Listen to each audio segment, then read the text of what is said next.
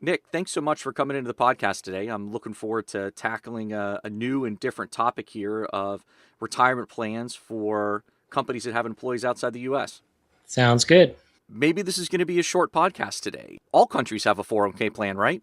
Well, if it were that simple, you're right. This would be a pretty short podcast. The reality is, very few countries have something that's exactly like a US 401k.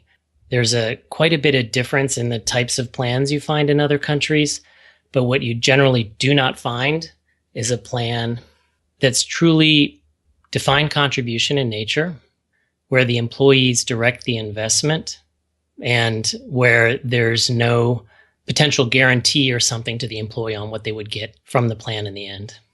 So, outside the US, in kind of translating what you're saying, is it more akin to Social Security or we used to have here a lot being pension plans? Is that a little more of what the retirement savings environment or schemes outside the US look like?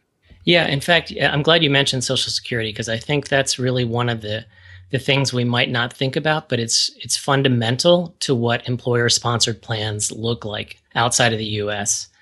Most plans, of course, are going to be built in coordination with Social Security to some degree, or take into account the nature of Social Security in that country.